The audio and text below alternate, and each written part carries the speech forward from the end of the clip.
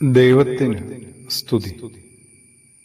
പ്രഭാതകിരണത്തിലേക്ക് സ്നേഹവന്ദനം. ഭാഗം 2390. ഇന്ന് ജൂലൈ മാസം 17-ാം തീയതി, 198-ാമത്തെ ദിവസത്തിലെത്തി. നമ്മൾ പുറമേയുള്ള കണ്ണുകൾ കൊണ്ട് കാണുന്നതിനപ്പുറത്ത് മറ്റൊരു ലോകമുണ്ടെന്ന് നിരന്തരം നമ്മളെ ഓർമ്മപ്പെടുത്തിയ ആളാണ് ക്രിസ്തുയേശു. ദൈവരാജ്യം എന്ന പദം കൊണ്ടാണ് അതിനെ യേശു അടയാളപ്പെടുത്താൻ ശ്രമിച്ചത്. ഒരേ ഒരു പ്രാർത്ഥനയെ യേശു പഠിപ്പിച്ചിട്ടുള്ളൂ. ആ പ്രാർത്ഥനയിലും ഊന്നൽ നൽകുന്നത് ദൈവത്തിൻ്റെ രാജ്യം ഭൂമിയിൽ വരണമെന്നാണ്. ഒരു തെറ്റിദ്ധാരണ ഉണ്ടായിട്ടുണ്ട് നമുക്കിടയിൽ. ഇത് മരണശേഷം മാത്രം ലഭിക്കാൻ പോകുന്ന മറ്റേതോ ലോകമാണെന്ന ധാരണയാണ്. യേശു അത് തിരുത്തുന്നുണ്ട് കേട്ടോ. ഇങ്ങനെ ചില അബദ്ധ ധാരണകളോടുകൂടി യേശുവിനെ സമീപിച്ച മനുഷ്യരോട് യേശു പറയുന്നില്ലേ, ദൈവരാജ്യം നിങ്ങളുടെ ഇടയിലാണ്. അതുവരെ നിഗൂഢമെന്ന് കരുതിയിരുന്ന ഒന്ന് നമുക്ക് തൊട്ടറിയാവുന്ന വിധം തൊട്ടടുത്തുണ്ടെന്ന് യേശു പറയുകയാണ്, പഠിപ്പിച്ചു തരികയാണ്.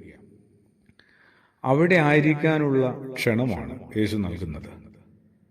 ഈ ദൈവരാജ്യത്തിൻ്റെ അടയാളങ്ങൾ കാണാനുള്ള കാഴ്ചയ്ക്ക് വേണ്ടിയാണ് കണ്ണിലെഴുതാനുള്ള അഞ്ജനം ദൈവത്തോട് തന്നെ നമ്മൾ ഓരോരുത്തരും ചോദിച്ച് വാങ്ങേണ്ടത്.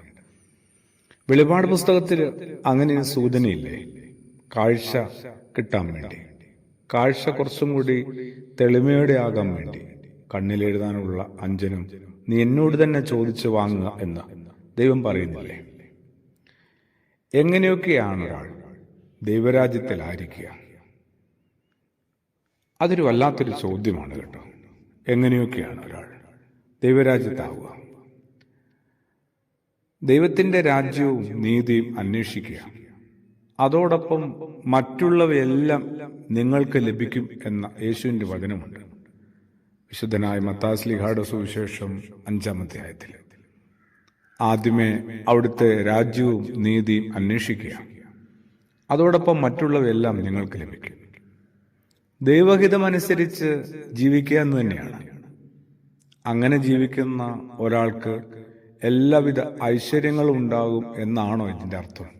അങ്ങനെയല്ല. അങ്ങനെ ആയിരുന്നെങ്കിൽ ഈ ലോകത്തിൽ ഏറ്റവും ഐശ്വര്യത്തോടെ ജീവിക്കേണ്ടിയിരുന്നയാള് യേശുവല്ലായിരുന്നു. തൻ്റെ പിതാവാം ദൈവത്തിൻ്റെ ഹിതം കൃത്യമായി നിറവേറ്റിയ ആൾ യേശുവല്ലേ? അങ്ങനെ ആയിരുന്നില്ലല്ലോ യേശുവിൻ്റെ ജീവിതം. ഏത് വിപരീത അനുഭവങ്ങളിലൂടെ കടന്നു പോകുമ്പോഴും ഉള്ളിലെ നന്മയുടെ വെളിച്ചം അണയാതെ സൂക്ഷിക്കാനായിട്ട് കഴിയാൻ തന്നെയായിരുന്നു അതിൻ്റെ അർത്ഥം. അതിനുവേണ്ടി നമുക്കൊന്ന് പരിശ്രമിക്കാം, പ്രാർത്ഥിക്കാം. ആമേൻ.